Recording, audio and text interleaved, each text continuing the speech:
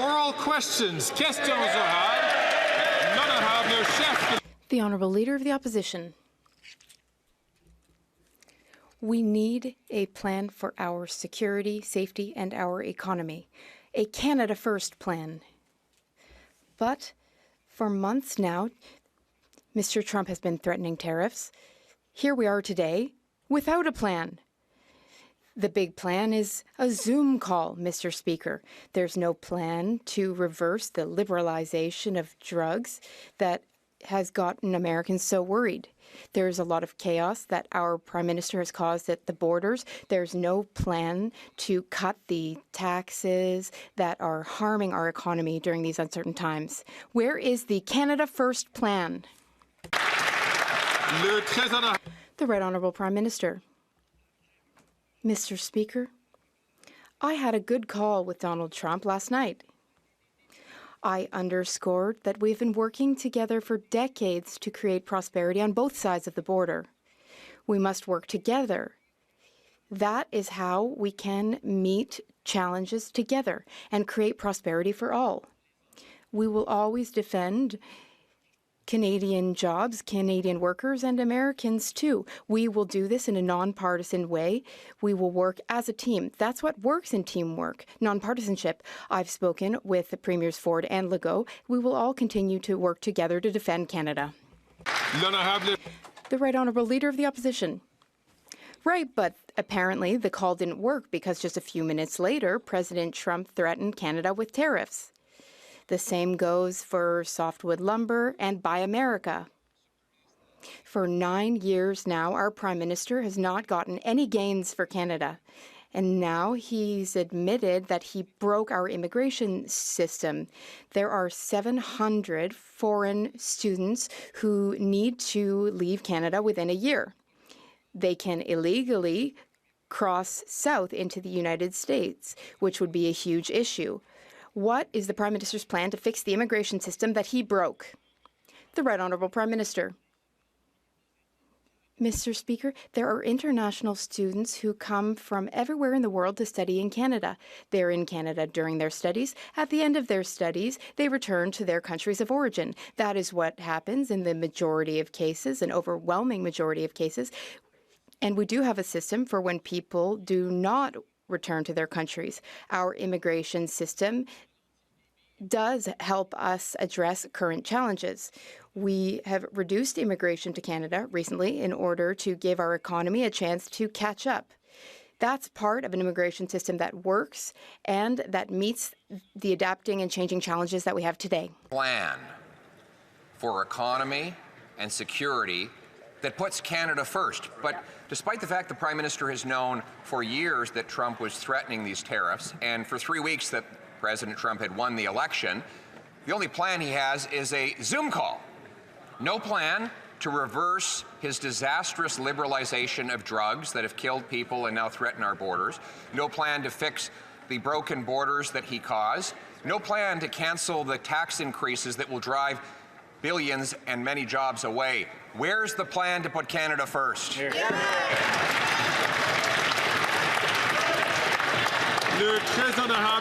The Right Honourable Prime Minister. Instead of panicking and falling back on slogans like the Leader of the Opposition, we rolled up our sleeves and we're getting to work. We're working with all the premiers, pulling together in a Team Canada approach, because that's how we defend Canadian jobs from coast to coast to coast. I spoke with Donald Trump yesterday evening, talked about how important it was for us to work together to solve some of the challenges we're facing as a continent, as countries, but also work to grow our economy, protect our workers on both sides of the border. This is the responsible, methodical approach we're taking as we move forward, while our opponent falls back on slogans and fear. The Honourable Leader of the Opposition. He spoke with the incoming president, and moments later, Mr. Trump put out a tweet slapping a 25% tariff on Canada. So that worked about as well as the Prime Minister's efforts on Buy America and softwood lumber, which continue to be penalized, even though the previous Conservative government got both of those things lifted. Now move over to drugs. The Prime Minister's disastrous legalization and liberalization of drugs has the Americans worried, in addition to costing 47,000 deaths in Canada. Where's the plan to stop the drugs and keep our border open to trade? The Right Honourable Prime Minister. Mr. Speaker, once again, the Leader of the Opposition is just making stuff up. I clearly spoke with the President of the United States an hour and a half after he put out his suggestion on tariffs. The reality is we're going to continue to work constructively with the incoming administration to protect Canadian jobs, to protect Canadian growth, to take the responsible approach that isn't steeped in partisanship, that pulls together the Team Canada approach that stands up for Canadians instead of throwing our arms up and saying all is broken like the Leader of the Opposition. The Honourable Leader of the Opposition. Well, that's even worse. The statement went out promising tariffs before they even got a chance to speak. It's kind of like him backing down on Buy America and backing down on softwood lumber, Mr. Speaker. Now let's move to the tariffs the Prime Minister wants to impose on our economy. Quadrupling the carbon tax to 61 cents a litre would cripple our economy. New tax increases on work and energy would do likewise, sending hundreds of billions of dollars south of the border. Now that Canadians are facing this economic crisis, will he at least cancel his plan to hike taxes so we can save jobs? The Right Honourable Prime Minister. Speaker, we see once again the Leader of the Opposition flailing and inventing stuff to try and fit his preferred attacks into his priorities. The reality is we're going to continue to work constructively with the incoming administration to do what Canada and the U.S. have always done, create prosperity together, protect jobs on both sides of the border as we grow the economy. When it comes to drugs, Mr. Speaker, we've taken serious steps on that and we'll continue to. If the Leader of the Opposition is suggesting he wants to recriminalize marijuana, let him just say that. That's right.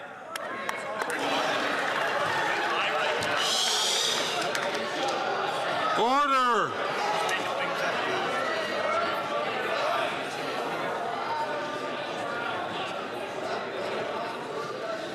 You're asking your caucus to last night? Order. L'honorable député. The Honourable Member for Belleuil-Chambly. Mr. Speaker, over the past few days and hours, we have received signals that we are about to go through some significant insecurity, and we will experience that in Parliament too.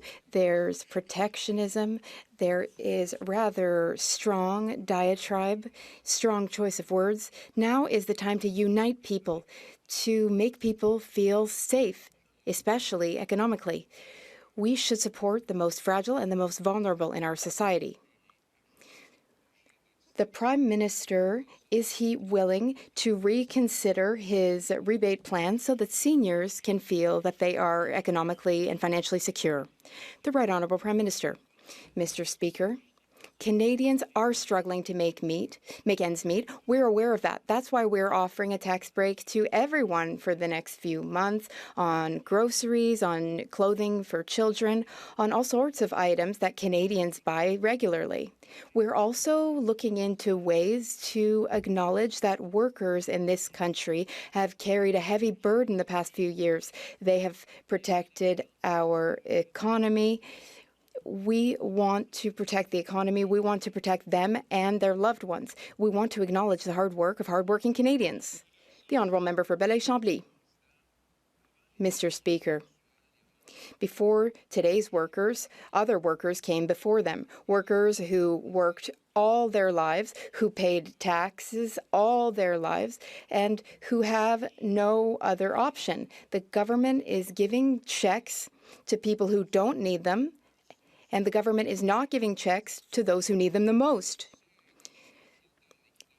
Would the Prime Minister agree to decrease the salary and give the extra money to those who need it and to seniors?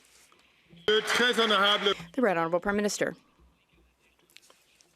Mr. Speaker, all Canadians are struggling in different ways. That's why we're investing in creating more daycare spaces. We're also investing through the Canada Child Benefit, which is increasing every year. We're also trying to help seniors. We're helping the seniors through dental care. We're helping seniors by increasing the guaranteed income supplement. We did so by 10%.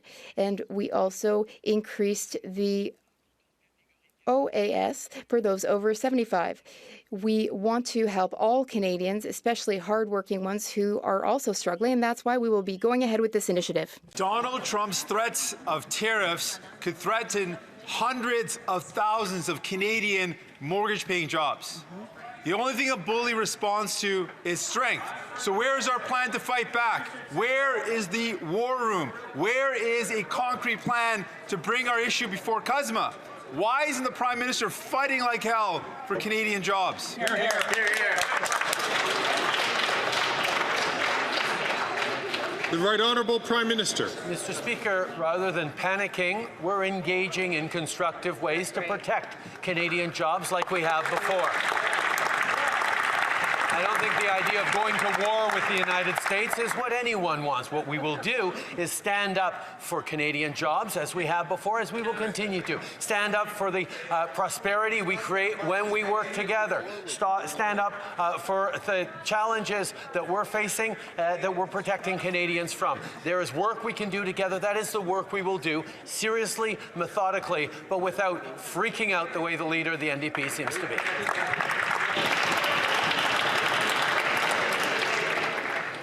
L'honorable député de Burnaby. The Honourable Member for Burnaby South. Forward, if the government ignores this problem, they need to take it seriously. They can't afford another letdown. Les attaques de Trump n'étaient pas une surprise. Trump's attacks did not come as a surprise. We saw the writing on the wall. But the Prime Minister prefers to turn a blind eye, and he's been saying that everything is going fine. Meanwhile, thousands of Canadian jobs are at risk. Why hasn't he done anything about Donald Trump's threats? The Right Honourable Prime Minister. Mr. Speaker, we take our economy and defending it seriously. That means we can't take action out of panic. We need to defend the principles that will help us thrive. In North America, we all succeed when we work together. We will work with the American administration to address the challenges that both of our countries are faced with. We will work together to create prosperity for our workers and to defend our workers. That's what we've always done. That's what we will continue to do. Mr. Speaker, this is not time to panic. This is time to work hard, and that's exactly what we're doing. Honourable Member from Regina Capel. We need a Canada First plan to fix what the Prime Minister has broken. The first time he went head-to-head with Trump, the Prime Minister was forced into accepting humiliating concessions on agriculture, steel tariffs, and on Buy American. And that was when Canada had a stronger position thanks to a decade of low-tax, pro-job, conservative policies. After 9 years of economic vandalism, though, he's put Canada in an extremely vulnerable position. Per capita GDP is now lower than 9 years ago. Canada has the most indebted household amongst our trading partners. We have the worst housing inflation, and food prices have risen 37% here, faster here than in the U.S. Now that he's negotiating a position of weakness, why should Canadians expect any?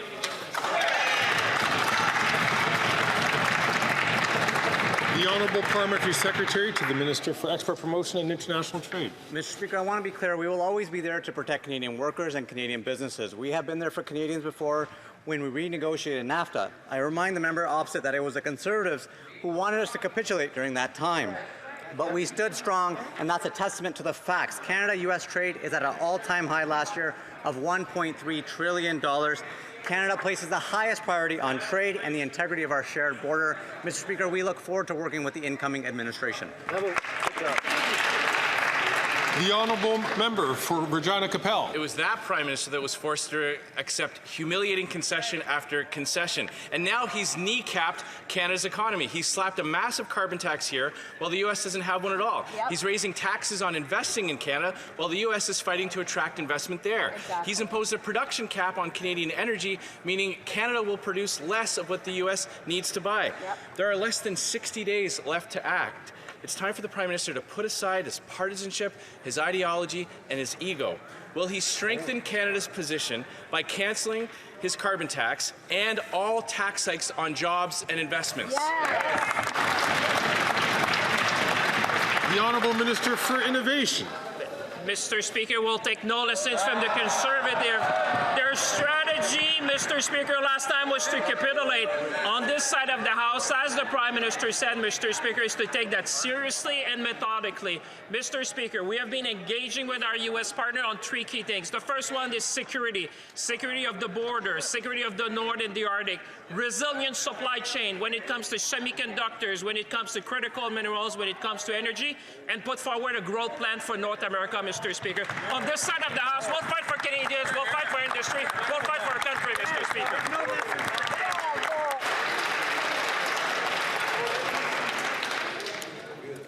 The honourable member for Thornhill. Everywhere we look, we find more evidence of economic carnage, and now we're up against the biggest economic and security superpower, and this government has no plan. We need a Canada First plan to fix what the Prime Minister broke. When he took office, our GDP per capita was 81% of the US's. Now it's fallen to 73%. It's a made-in-Canada problem, and it's not about vibes. It's driven by higher taxes, higher spending, higher regulation, and this government's economic vandalism. Faced with the threat of tariffs, when are they going to stop the vandalism and start fixing the crisis so Canadians have a chance? The Honourable Parliamentary Secretary to the Deputy Prime Minister, Minister of Finance. Mr. Speaker, when the Conservative Party of Canada wanted us to back down during the last round of NAFTA negotiations, we stood up for Canada. We stood up for Canadian workers. We stood up for the steelworkers in Canada, Mr. Speaker. We stood up for Canadian auto workers. We stood up for our farmers and agricultural workers, Mr. Speaker. They want to know what the plan is. We plan on doing it again and getting a win-win for Canada and the United States. Hear, hear.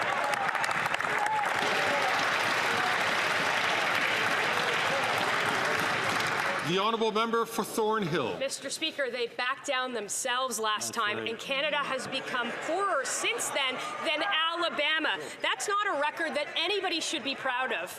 Our productivity gap with the U.S. costs every Canadian $32,000 a year. Average return on investments are 35% higher in the U.S. than in Canada. Our government's plan to quadruple the carbon tax, they doubled housing prices, they increased taxes on work and investment. With the threat of crippling tariffs, will the Prime Minister end all of the tax increases so Canadians stand a chance?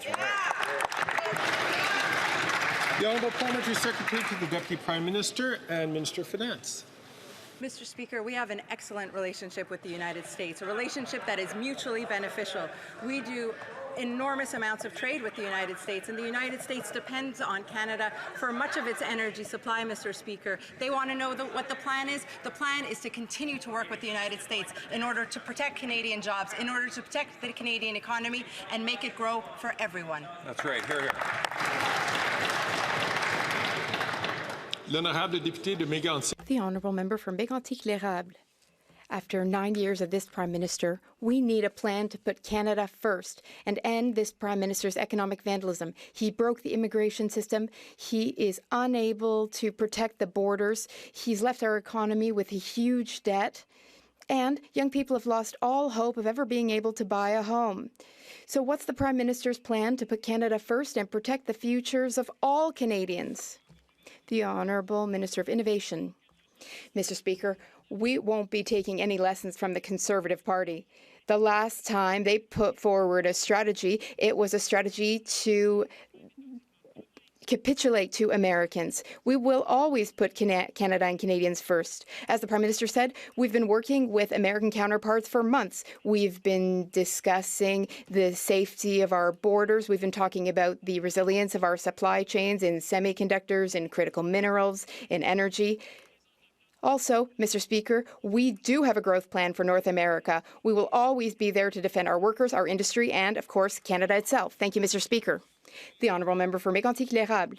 Well, what we do know, Mr. Speaker, is that after 9 years, this Prime Minister has thoroughly failed and constantly failed. What is his plan to put Canada first? He's failed with our border. He's failed softwood lumber. He has created chaos in our immigration system. He's botched things with our passports. Here's the real question. What is the Prime Minister's plan to put Canadians first? The Honourable Minister of Innovation. Mr. Speaker, what the Conservatives don't want to talk about is Canada's investment track record in 2022. Yet last year, Mr. Speaker, Canada received almost $60 billion in investment. Can you believe that, Mr. Speaker? We had historic investments in the automobile sector, in the critical minerals sector, in energy.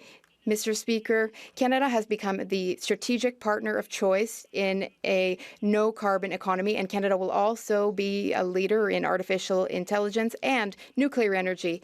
Mr. Speaker, Canada is a country of the 21st century. The honourable member for Saint-Hyacinthe-Bagotte. Mr. Speaker, Donald Trump wants to impose a 25% tariff on all Quebec and Canadian products. That would be a disaster, including for the Americans. First of all, we welcome the fact that the Prime Minister has agreed to meet his counterparts from Quebec and other provinces tomorrow, but he will have to come up with a clear approach. Supply management must be protected immediately through C-282. Ottawa has to demonstrate that it will not bend on our lumber, aluminum, aerospace, and all of Quebec's economy. Now, will the Prime Minister appear before his counterparts with a plan? The Honourable Innovation Minister. Mr. Speaker, I thank my colleague for the very important question. As the Prime Minister said earlier, Mr. Speaker, there will be a First Minister's meeting. Mr. Legault will participate in the meeting. Now, of course, Mr. Speaker, we will always stand up for aerospace workers, aluminum workers, the new and emerging battery industry in Quebec. Mr. Speaker, we cannot panic. It's not the time to panic. It's the time to highlight Canada's advantages and ensure that we are defending all of our sectors and all of our workers. The honourable member for Saint-Hyacinthe-Bagotte. Mr. Speaker, Trump's tariffs are designed to force Canada to tighten its borders against illegal migration and drug trafficking. Quebec has been demanding for years that Ottawa fix its colander of a border. Quebec has even had to deploy the SQ, Quebec's police. For years, the Bloc Québécois has been hounding Ottawa about human smuggling and organized crime. Even before Trump was elected, we were calling for more resources at the border. Despite all of those warnings, Ottawa did nothing, and our economy is now threatened by Trump's tariffs. Do they now understand that we have to take action at the border? The Honourable Minister of Public Safety. Mr. Speaker, we didn't just start to understand it now. We have been supporting our border agencies, the RCMP, CBSA. We've been doing this for years. We have the same interests as the Americans. On both sides of the border, we want to ensure the safety and integrity of our borders. Canada wants to determine what happens in Canada. It's the same in the United States. We have a long history of daily teamwork with the United States, and we will continue in that vein. The Honourable Member Saint-Hyacinthe-Bagotte. Well, the Prime Minister will have to announce that he is finally ready to fulfill his responsibilities at the border. He has to announce how he's going to shore up his colander of a border by January. That is the bare minimum. The bare minimum after having shirked his responsibilities despite repeated warnings from Quebecers. Human smugglers and organized crime have been running the show at the border for years. Now, the result of the Prime Minister's inaction is the threat of 25% tariffs, which would put Quebec's economy at risk. Will the Prime Minister finally announce that he will allocate sufficient resources to the borders? The Honourable Minister of Public Safety. Mr. Speaker, once again, we have always sent sufficient resources to the border to support the excellent work done by the CBSA and the RCMP. They do that work with police counterparts, be it the Sûreté du Québec, Quebec Police, or American police. We will continue to guarantee that they have the technology and the human resources that they need. In fact, we will even better support those workers and that technology to ensure that they can continue their exceptional work. Fort McMurray, Cold Lake. We need a Canada First plan to fix what the Prime Minister broke on the addiction crisis and illegal drugs. 47,000 Canadians have died under this Prime Minister's watch. That's more than we lost in the Second World War. We need to fully reverse his liberalization of drugs that kills our people and threatens our borders. We need to secure our borders against the importation of chemical precursors that make fentanyl and other deadly drugs. Criminals are taking advantage of our drug policies and cooking fentanyl ready for export. Will the Prime Minister finally admit his policies have failed and end his insane drug policies?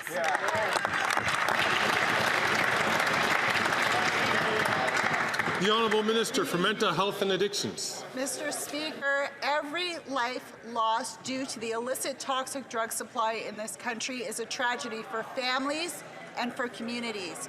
Mr. Speaker, on this side of the House, we've invested over $1 billion in treatment, prevention, harm reduction to save lives. We've worked with our U.S. counterparts on precursors, and we will continue to do the work to save lives based on evidence, based on health care, and based on protecting those who need help the most. We will not look away, Mr. Speaker. We are here to protect those who need our help. The Honourable Member for Fort McMurray Cold Lake. That's not a plan. We need a Canada First plan to fix what the Prime Minister broke on the addiction crisis and illegal drugs. There's been a 200% annual increase in drug deaths under his watch. We need to fully reverse his liberalization of drugs, ban the drugs, prosecute every trafficker, secure our borders against drugs and chemical precursors that are making fentanyl and other deadly drugs. We need treatment and recovery so we can bring our loved ones home drug-free. Will the Prime Minister finally act in the interest of Canadians and fully reverse course on his radical liberalization of drugs? Hear, hear. The Honourable Minister for Mental Health and Addictions. Mr. Speaker, on this side of the House, we will lead with compassion, we will lead with healthcare, and we will lead with evidence. Mr. Speaker, since 2015, we have been investing in the treatments and the pathway that means the most to those whose lives we need to save.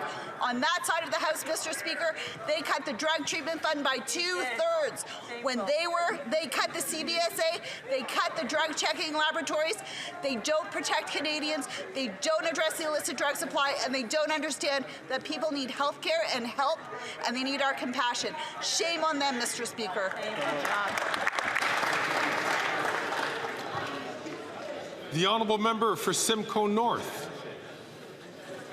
The Prime Minister's economic report card is in. Canadians have the highest consumer debt in the G7. House prices have doubled. Per capita income is lower today than it was 10 years ago, and the average Canadian makes $30,000 less than their American counterpart.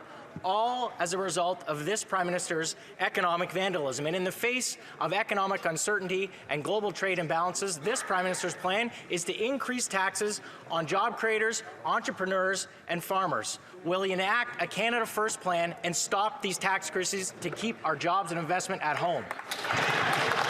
The Honourable Parliamentary Secretary to the Deputy Prime Minister and Minister of Finance. Maybe that Conservative member missed the memo. We're actually taking federal taxes off, Mr. Speaker. We're taking the GST off of everyday goods in order to help Canadians. We are wondering on this side of the House how the Conservatives could be against a tax break for Canadians. This will put more money back in their pockets, Mr. Speaker, right around the holidays when they need it most. Mr. Speaker, this policy is good for Canadians, it's good for the economy, it's just bad for Conservatives. The Honourable Member from Simcoe North. Mr. Speaker, if the government doesn't want to listen to Conservatives, maybe they'll listen to economists at National Bank who found that real GDP has contracted 4% since 2022. This is unprecedented outside of a recession. It's a made in Canada, per person GDP recession caused by the economic vandalism of this Prime Minister's policies, whose only plan is to increase taxes on everybody, farmers, physicians, entrepreneurs, and all people who want to invest in Canada. When will the Prime Minister enact a Canada First plan to keep jobs and investment in Canada and our Canadians at home? Hear, hear. The Honourable President of the Treasury Board. What my honourable colleague doesn't quite understand is that we do have a Canada First policy. That's why we have the lowest net debt to GDP ratio in the G7. That is why we have a AAA credit rating. That is why we have inflation being decreased not once, not twice, but 3 times to 1.6% in September, Mr. Speaker. And at the same time, we have supports for Canadian, for example, the tax holiday and supports for 18 million workers come this spring, Mr. Speaker. On this side of the House, we have the balance right, and we have a Canada First policy for Canadians. The honourable member for Edmonton Strathcona. Once again, the Liberals have failed Canadians that need help most. People living with disabilities, students, and seniors have been abandoned by the Liberals' rebate program. My constituents are rightly furious. And Mr. Speaker, I can tell you that the students, the seniors, and the people living with disabilities in Edmonton Strathcona are not feeling a vibe right now. They are really, really struggling. And of course, the Conservatives would do nothing but cut these programs for Canadians. Will the minister fix this program and get help for those who need it the most? Hear, hear.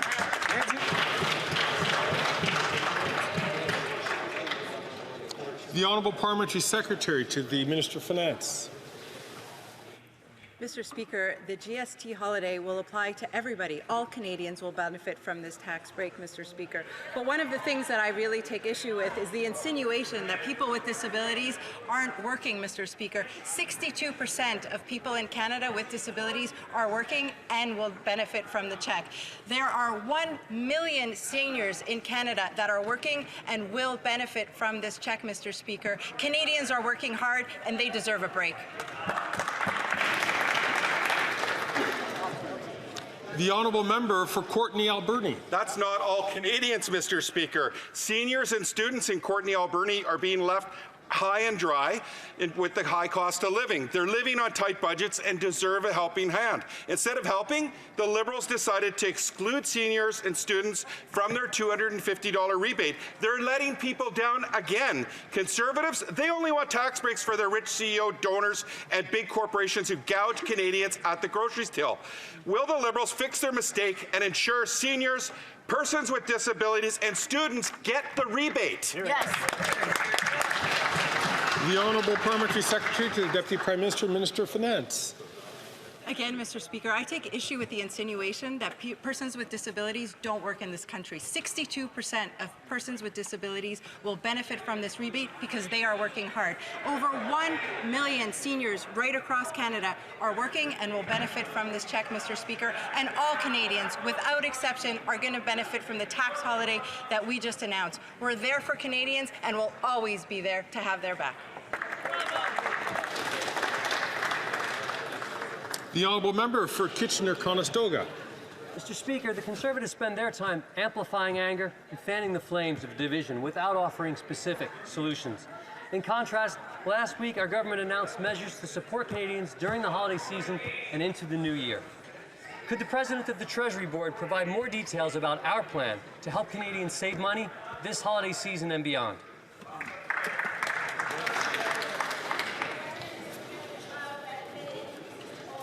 I would invite the honourable minister. I'd invite the honourable minister to wait until she's addressed. The honourable President of the Treasury Board. Mr. Speaker, whether it is $10 a day childcare, increases to GIS and OAS, or the Canada Child Benefit, on this side of the House, we are always there to support Canadians. For example, with last week's announcement of a tax holiday on essential goods, clothing, diaper, food, Mr. Speaker, as well as cash back for 18 million workers, Mr. Speaker. While the Conservatives play partisan games, what we have to say is we have no idea whether their members actually would support this measure because they're not allowed to let us know.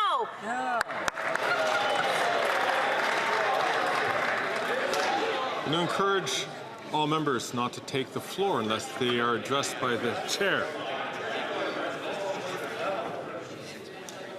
The honourable member from Chilliwack Hope. After 9 years, we need a Canada First plan to fix what this Prime Minister has broken. Our standard of living has plummeted compared to the United States. The last thing Canada needs is a capital gains tax hike on our farmers, doctors, home builders and small businesses, but that's exactly what this Prime Minister is proposing. His tax hikes will drive investment, jobs, doctors and food production out of this country at a time when we can least afford it, with the threat of U.S. tariffs on the horizon. Why won't the Prime Minister stop making things worse and cancel his reckless tax increases on Canadian jobs and investment? The Honourable Parliamentary Secretary to the Deputy Prime Minister and Minister of Finance. It was this Liberal government that reduced taxes on the middle class not once, but twice, Mr. Speaker, and the Conservatives opposed that measure on both occasions. Now, Mr. Speaker, we're coming with a tax break for the holidays. That's going to mean more money in the pockets of Canadians, and yet again, the Conservatives are opposing this measure. Mr. Speaker, do the Conservatives really believe the talking points that they're saying? Mr. Speaker, if they did, they would vote in favour of a tax break for Canadians. That's what we've put on the table. How are they going to vote? The Honourable Member for Chilliwack Hope. Taxing farmers drives up food costs. Taxing doctors means it's harder to find one. Taxing home builders means fewer homes. Taxing small businesses means fewer paychecks. Raising capital taxes means less investment in the tools we need to halt the decline in our standard of living. Jobs and livelihoods are on the line. With the threat of U.S. tariffs coming down the tracks, will the Prime Minister give Canadian workers a fighting chance by cancelling his destructive tax increases on jobs and investment? Common sense. The Honourable Minister for Innovation. Mr. Speaker, I like very much the member, but let me inform him about a couple of things. Mr. Speaker, when it comes to jobs and investment, Canada received the largest investment in Onta's history, Mr. Speaker, $19 billion, the largest investment in 75 years. Canada also received the largest investment in Dow Chemicals history, 127 years, Mr. Speaker, an investment of $10 billion in Alberta. Mr. Speaker, we received the largest investment in 139 years of BHP in Saskatchewan, Mr. Speaker, $22 billion. Canada is the envy of the world, Mr. Speaker. Let's talk up Canada and stop saying things like he said.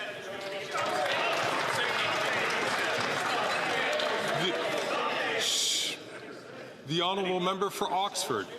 Mr. Speaker, we have learned from this government's own immigration documents that nearly 5 million people, 5 million people will have their temporary visas expire next year. The Minister of Immigration was asked for his plan in committee yesterday, but he had no plan. Can the Prime Minister correct his minister and tell us his plan to enforce and ensure that the nearly 5 million people that leave Canada when their visas expire next year?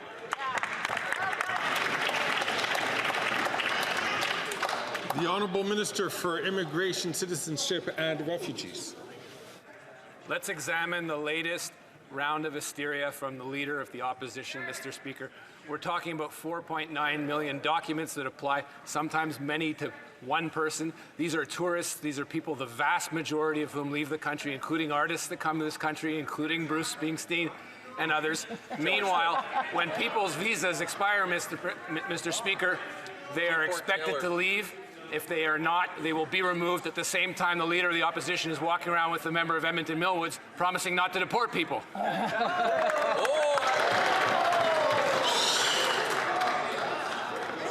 The Honourable Member for Oxford. Mr. Speaker, again, there's no plan from this minister. And after 9 years of breaking our immigration system, his plan is to ask them to leave nicely. And now they're staring at 25% tariffs on all Canadian goods that will crush our Canadian workers and cripple our economy. We need a Canada First plan that fixes the immigration system and ensures that the 5 million people will leave when their visas expire next year. When will we see that plan? Good job. The Honourable Minister of Immigration, Citizenship and Refugees. Mr. Speaker, again, we see now the Conservatives' rollover first program. They're talking about people that are here that do routinely leave the country. They come in as tourists. It includes a vast array of people. He's answering an OPQ question that they posed us. We were very precise in the answers they gave it. Sometimes it's not 5 million people, Mr. Speaker. It's a number of documents attached to the same person. So let's park the hysteria. Let's talk about real things. Let's talk about the managed plan to migration that is actually doing very well in this country, according to Canadians. Hear, hear.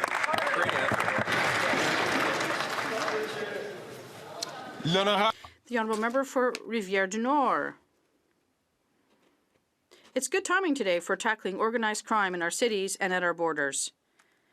Let's hit the bad guys where it hurts, in their wallet. The Bloc Québécois has tabled Bill C-420 to establish a registry of criminal organizations. Above all, we propose to reverse the burden of proof on criminal revenues. We propose to allow law enforcement agencies to freeze or seize gang members' assets if they're unable to prove that they were not acquired through crime.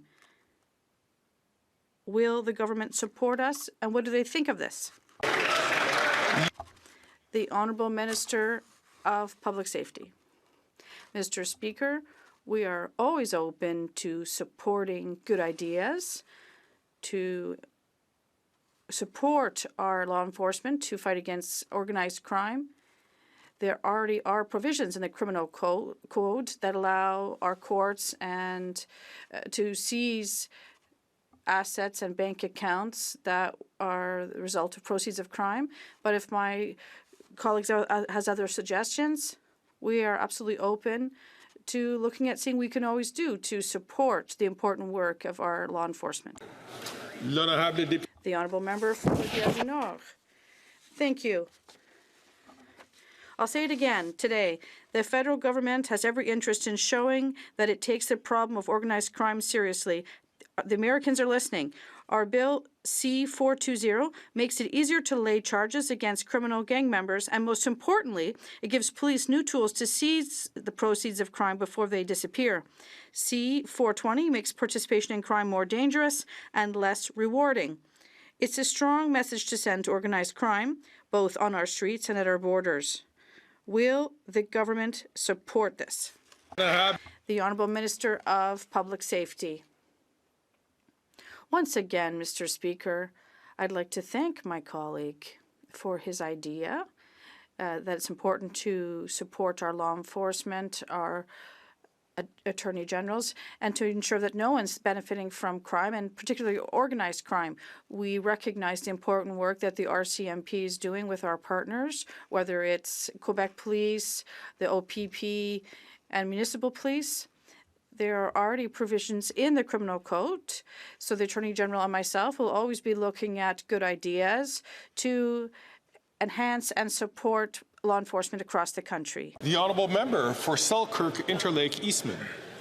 We need a Canada plan first to fix the Prime Minister's what he's broke in the Canadian Armed Forces. Under this Prime Minister, our warships are rusting out, our fighter jets are worn out, our Army has been hollowed out, and our military is so short of soldiers, sailors, and air crew that our troops are burnt out, and we're short 15,000 troops. Even his own defense minister described the state of our military as being in a death spiral. Defense procurement has gotten so bad under these Liberals that they can't even supply the ammunitions that Canada and our friends need. Why has the Prime Minister turned Canada into an unreliable ally? The Honourable Minister for National Defence. Thank you, Mr. Speaker. You know, all of us remember the last time the Conservatives talked about a Canada First defence policy, and we also remember what you did. What they did, through Mr. Speaker, they gutted the defence budget. They reduced defence spending to less than 1% of our GDP for only the first time and only time in Canada's long history. And in the last 9 years, as we have doubled defence spending, those Conservatives have voted against every single dollar, just as they voted against support for Ukraine. Mr. Speaker, standing up for the Canadian Armed Forces may require the Conservatives to stand up to their leader.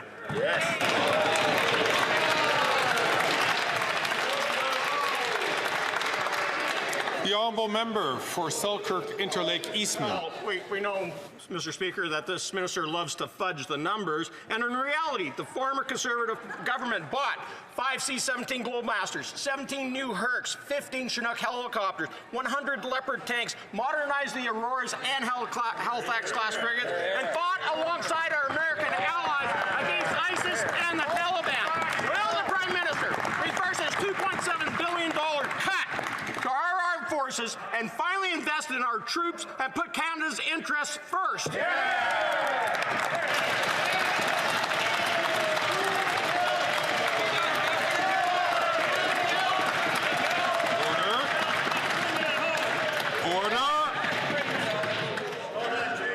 The Honourable Minister for National Defence. And we also remember when the conflict in Afghanistan ended, they gutted the defense budget, took $2.5 billion away from it, and reduced it for the only time in our history to less than 1%. Mr. Speaker, I have many conversations with members of the Canadian Armed Forces, and they have never told me what they need is another vacuous slogan.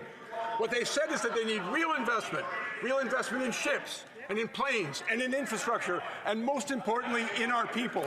And every time we have come before this House and asked for the money for those investments and for those people, they voted against it.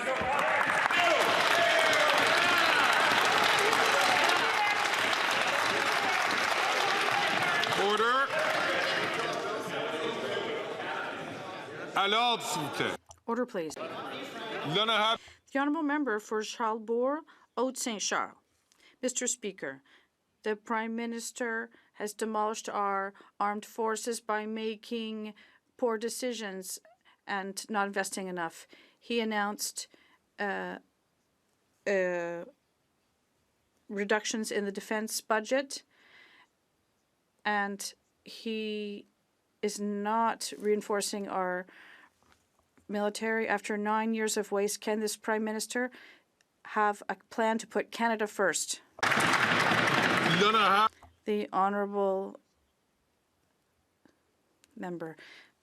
Our plan to support the Canadian Armed Forces and our plan for investment. But what we know, Mr. Speaker, is that when it comes time to stand up for our allies and to stand up for what we care about in the world, the Conservative members of Parliament stand down. When it came to supporting Ukraine last year with the Canadian Free Trade Agreement with Ukraine, what did they do? They voted against it, Mr. Speaker. They delayed it in the House of Commons. Mr. Speaker, on this side of the House, we actually stand for the values that we care about, and we stand up for people that we care about. We don't just sit down and stand down because our leader told us so. Thank you, Mr.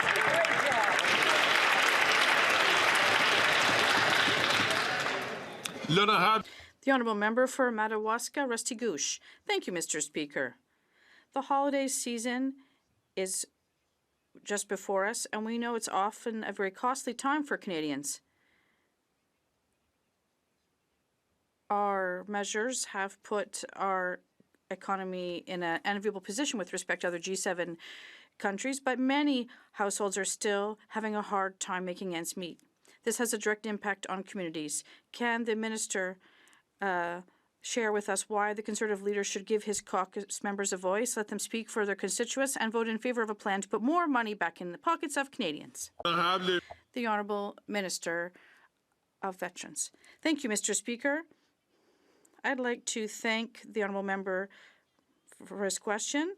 And unlike the leader of the Conservative Party, who believes in cuts and austerity, we believe on this side of the House in supporting Canadians. And that is why we announced a tax vacation. We want to make sure that Canadians will have the opportunity it'll help them buy diapers and toys, books, and other necessities. We'll always be here to support Canadians across our country. The honourable member for Calgary Forest Lawn. This desperate Liberal NDP government is bribing Canadians with a pricey gimmick. This temporary 2-month tax trick takes pennies off potato chips, yet adds more than $6 billion on top of this Prime Minister's inflationary deficit. Even the Prime Minister admits every extra dollar he puts into these handouts, it fuels inflation further. Instead of pennies off Pringles, call a carbon tax election now, so common sense Conservatives can axe the tax for good. Honourable Parliamentary Secretary to the Deputy Prime Minister and Minister of Finance.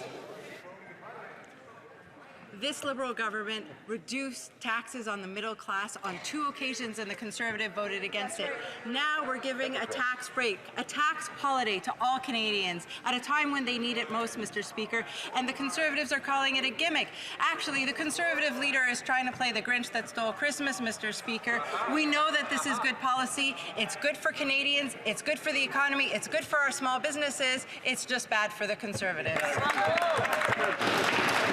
The Honourable Member for Calgary, Forest Lawn. While scurvy makes a comeback, that member's bragging about taking taxes off of candy and booze. While 2 million Canadians are visiting a food bank in a single month, and 1 in 4 Canadians are skipping meals because of this Prime Minister's carbon tax scam that's making Canadians poorer, the Finance Minister says they're just having a vibe session, that she can fix it by taking pennies off of cheese puffs. If Liberals really want to feel the vibe of Canadians, call a carbon tax election so we can axe the tax for good instead of taking chump change off of chips.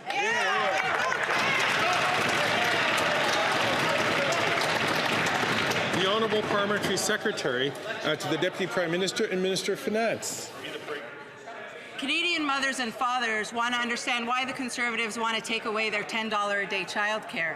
Young Canadians who want to buy a first home want to understand why Conservatives want to take away investments that will build 750,000 new homes, Mr. Speaker. And all Canadians want to understand why the Conservatives oppose a tax break, a tax holiday for all Canadians, which will leave more money back in their pockets, Mr. Speaker. It's time the Conservatives come clean. They're against policies that help Canadians. They're against policies that will help our economy. They're just in it for themselves. The Honourable Member for Louis Saint Laurent. Mr. Speaker, this government's latest tax trick is not going to work. The people don't trust this Liberal trick. The Journal de Montréal said these 2 restructuring measures have no long-term vision. They're likely to have a minimum impact on a certain number of people at an extremely high cost of $6.3 billion. I wonder how this decision was made. Do you know who said this, Mr. Speaker? The former Transport Minister and former Quebec Lieutenant. Does he agree with his predecessor who has understood this common sense? The Honourable Parliamentary Secretary. With these Conservatives, it's always partisanship first and Canadians last, Mr. Speaker. Once again, the Conservatives are opposed to helping Canadians. We know that this tax break will leave more money in the pockets of Canadians, but the Conservatives are opposed to this. They're also opposed when we lowered taxes for the middle class, and they're also against it once again when we want to take tax off everyday products. It doesn't make sense. The Honourable Member for Guelph. Mr. Speaker, this week is National Addictions Awareness Week. It's a time for all of us to raise awareness as well as challenge stereotypes towards addiction. On this side of the House, we know addiction is a health condition and deserves to be treated like one in order to save lives. Can the Minister of Mental Health and Addictions share some of the ways our government is helping those in need? The Honourable Minister for Mental Health and Addictions. Mr. Speaker, since 2017, our government has committed over $1 billion to support the work with provinces and territories to save lives and address those who struggle with addiction. We know that doing this work with community organizations, local healthcare providers, and communities, Mr. Speaker, whether they're municipalities or Indigenous communities, is the way that we make it through to save lives and meet people at their hardest moments. We know we need more harm reduction and prevention. We know we need treatment services and recovery and aftercare, Mr. Speaker. We are there for Canadians. We need to open the door to those who struggle with addiction so they're not alone. The Honourable Member for Victoria. Mr. Speaker, everyday Canadians are scraping by while CEOs get richer. Liberals are letting Canadians down. They put an expiry date on their GST cut. And on the rebate, the Liberals' message to seniors, students, and people with disabilities is, you don't get a break. It's shameful. And the Conservatives, they only want tax breaks for billionaires, not parents who are just trying to keep up with their bills and grocery costs. Why won't this government make billionaires pay their fair share so that seniors and people on disability get a break? The Honourable Parliamentary Secretary to the Deputy Prime Minister and Minister of Finance. I appreciate the question from my colleague opposite. She knows very well that our government has done the most in order to ensure tax fairness throughout the country, Mr. Speaker. We have acted in order to ensure that the very wealthy pay their fair share, and we are helping Canadians, vulnerable Canadians that need our support, as well as working Canadians, Mr. Speaker. Working Canadians are going to receive a check in the spring, Mr. Speaker, and I certainly hope that the NDP will support it. The Honourable Member for Timmins James Bay. Asia Pulp and Paper and the Wijaya family have a notorious track record. All of the alarm bells should have been sounding when their front company, Paper Excellence, showed up to get control of Canadian operations.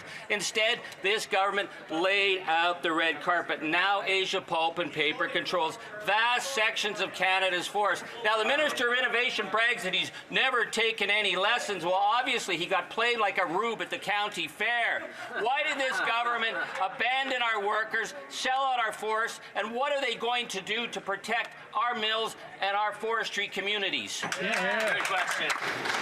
The Honourable Minister for Innovation. Mr. Speaker, I have a lot of respect for the member, but I think he should get his facts straight, Mr. Speaker. In fact, we stood up for our workers and for industry. In fact, Mr. Speaker, we had a national security review. And in fact, Mr. Speaker, they are bound by undertakings for years to come, Mr. Speaker, to protect the industry, to protect our workers, Mr. Speaker. When it comes to national security, we will always be on the side of Canadians, always make sure that we protect our national interests and our economic interests, Mr. Speaker. Dear colleagues, I would like to draw the attention of members to the presence in the gallery of a great friend of this Parliament and our country. Members, to the presence in the gallery of a friend of this Parliament and certainly of our country, His Excellency Ruslan Stefanchuk, Chairman of the Verkhovna Rada, the Parliament of Ukraine.